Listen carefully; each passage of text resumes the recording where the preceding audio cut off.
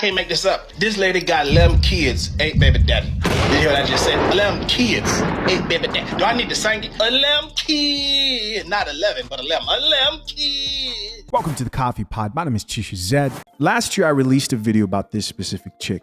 11 kids by 8 different baby daddies. And what I'm not going to do is talk about the very obvious fact that those children are a victim of a mother who put them at a disadvantage in life. We're not going to do that. We're not going to go into that conversation. What we are going to talk about is, I believe the conversation surrounding this specific situation is changing. So when she first released the video, she thought her situation was funny.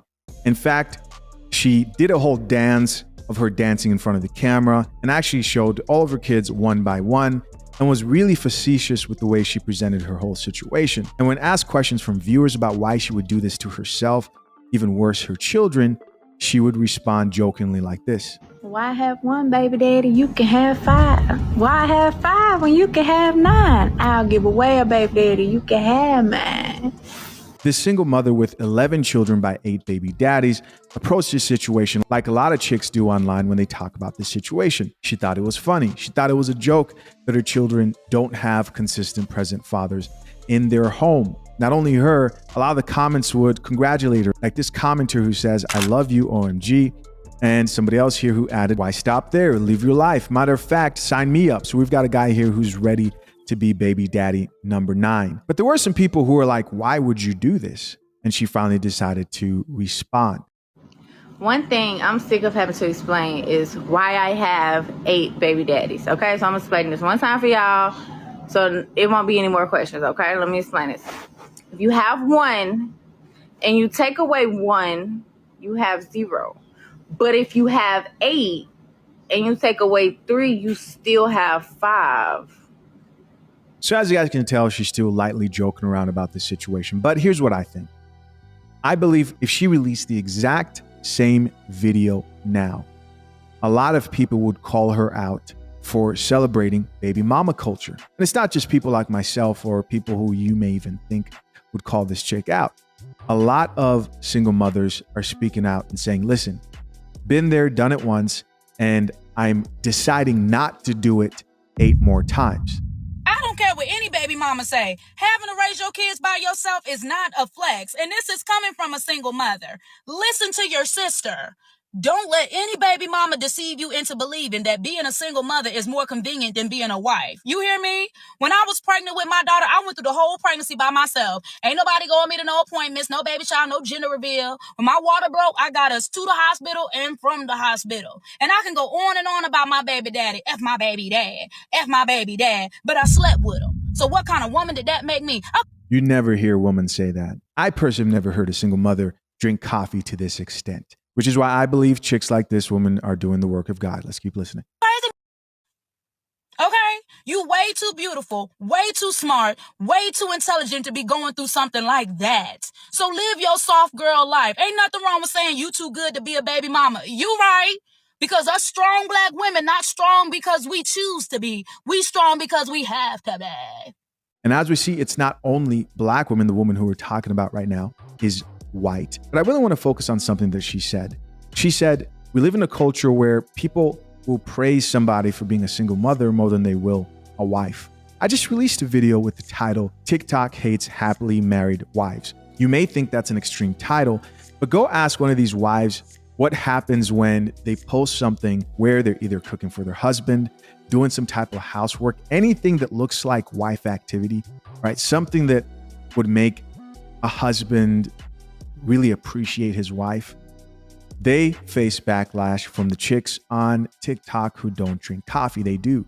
They don't like to see it. I saw a video of a woman saying that single mothers are deprived of a certain type of mothering experience. And as a single mom, this is something that I think about every single day because I have so many fears wrapped around this concept. I've been on my own with my daughter for the last 5 years, and it took that entire 5 years for me to figure out that I could actually keep the ship above water on my own if I give up my softness. Being able to rest in your feminine as a mother is a privilege. The amount of problem solving, logic, reason, responsibility that I have on a daily basis doesn't allow me a privilege of sitting in my softness. It doesn't allow me the privilege of being in my feminine energy as a mom. I have to lean into my masculinity more. I've learned how to not be hyper masculine, but I've had to lean into my masculinity more in order to keep my ship going. And then I start thinking about the possibility of one day getting a husband and having more children, and what my daughter is going to feel when she watches me raise other kids in my softness, because I'm going to have a partner that I get to lean on. So I don't have to live in my masculinity, and I don't have to be hard on them in the same ways or lean on them in the same ways that I've had to lean on her, because it's just us two. And one of my biggest fears is that my daughter is going to resent me if I have more kids or a husband and give them a love that she didn't get to have because I had to be on my own with her. So yeah, check on your single mom friends, because she's hurting. She is absolutely struggling. And even if she doesn't want to be the one to tell you that, because she doesn't want anyone to think that she doesn't have a grip on what she's got going on, I'm going to tell you for her. Check on that girl. Listen, she just spoke the truth right there. There's this narrative that a lot of people like to paint of, oh yeah, single moms, it doesn't matter. Fathers, they don't matter. They can do it all by themselves. But she's telling you as a single mom that, listen, the single women you see who have children and don't have a father or a man to help support are struggling. I'm not somebody who believes that once you're a single mother, you can't find a man out here who will find value in you. And you can't learn to embrace your femininity and nurturing attributes. Even though most men who are childless won't want to settle down or marry a single mother, there are plenty of men out here who, if they find a woman who gives an exchange of value that they find beneficial, they will settle down with that person. This is the truth. It happens all the time, regardless of what you may believe or think or the values you may hold. There are chicks out here, yes, single mothers, who eventually start to embrace and focus on, like she said, leaning into her feminine energy. It's happening. And they get a lot of shit from the other women who want them to pretend like everything's okay, right? Who want them to pretend like, oh, you're just weak. You can't do it both. I can do it both. I don't need a man. It's not true. Hey y'all, I was in a live and it kind of prompted me to make this video about the discussion. And it was basically, why do women celebrate being baby mamas and not really push to become wives? And, you know, as a baby mama, as they would call it myself, what I had to learn is we have to take accountability. Yes, these men can let us down once we feel like we're in love. Yes, they can tell us that they're going to do X, Y, and Z and they're going to be there. And we want to believe that because these are the people we're giving ourselves to at the end of the day. But we don't really know. And we do not have a certainty. Nothing is certain. But I know what is certain: my ovulation dates, my ovulation cycle. We have to stop being reactive to emotion and start thinking logically. You hold the key as a woman to when you are going to have a child. And this is something I had to learn. I couldn't say, oh, well, he told me he loved me and I believed him and we wanted a family. I had to start thinking like, okay, is this man marriage material? Is this someone I can see myself sharing a life with? Because me just constantly meeting a man or just being with a man and making babies over and over again and thinking that, you know, things are going to be great and this and that, and we have no structure, is me setting myself up for disappointment. Again, shout out to this chick, because what do we usually see? When we see the older women, they double down. They don't admit that, hey, I wish I'd have done things differently and you women need to get things together. And you younger women shouldn't make the same mistakes and you should get it together. So what if the majority of women still choose not to listen? The majority never does what's right. The majority never wants to do the hard thing. The majority of people never want to change. It's just what it is. The majority of people always do the popular thing. Not everybody's going to drink coffee, but for the few who stumble on a video like this, especially from a woman who's been through it and gone through it, it matters. Not only is that man disappointing me, but I'm going to have to live with that decision or raising that child if he's not present in a healthy way. So I had to learn myself to take accountability and set the tone. Step it up, ladies. Don't just Go for anything that's out here. Don't just, oh, he loves me, I love him. A lot of us come from broken homes and we just jump at the first sight of someone wanting to be with us, or the idea of bringing a kid and the baby can love me unconditionally and I can love it unconditionally. But we are setting ourselves up in this society for a bit of struggle. Yes, you can do it. I've done it, but it meant working, and co-parenting, learning how to co-parent once the relationship is over, which is not always easy. So let's take accountability and learn our ovulation cycles, which a lot of people in that live were surprised to hear me say that and take accountability. And they said I made a great point. Even one young lady was like, you need to advocate for this.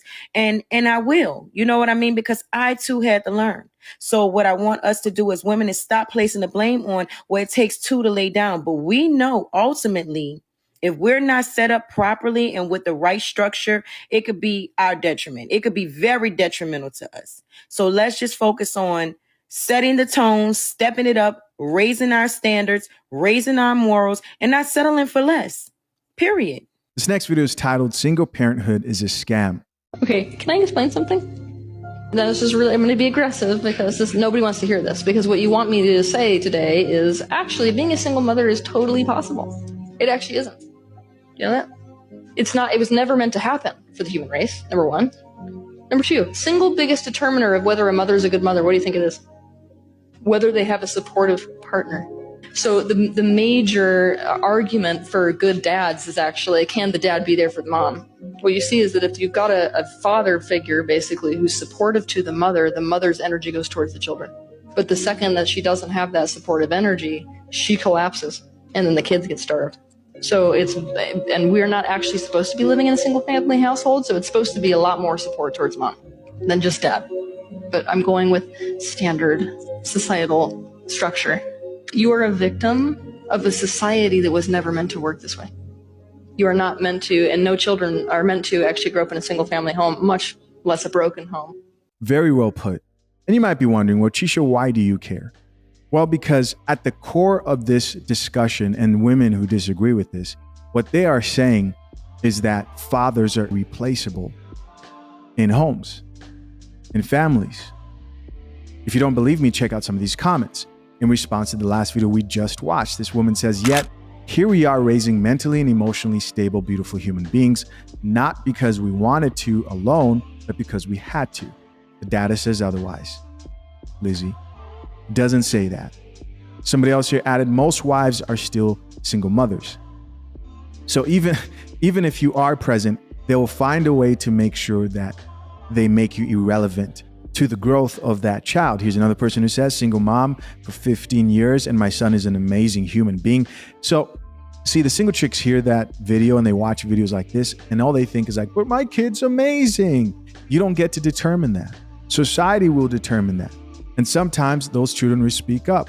She goes on to say, he's an amazing human being and an amazing boyfriend to his girlfriend, all due to being raised by a loving mother who devoted everything she was and had to be her primary. And I'm not saying single mothers shouldn't be there for their children. That's not what I'm saying. I'm saying at the core of the people who listen to a message like this and think, no, I don't agree. What you're saying is that fathers aren't necessary. Somebody else here added facts. The traditional family never gets credit because it doesn't fit the narrative. And our final comment here says, I raised 3 amazing daughters completely single. No assistance from their dad or anyone, including financially. It's not only possible, but it's wonderful. There you go. There you go. You get to choose, though, how you want to live your life, and hopefully you decide to do what's best. Listen, as always, I appreciate you checking out yet another episode of The Coffee Pod. Till next time, I'm out. Peace.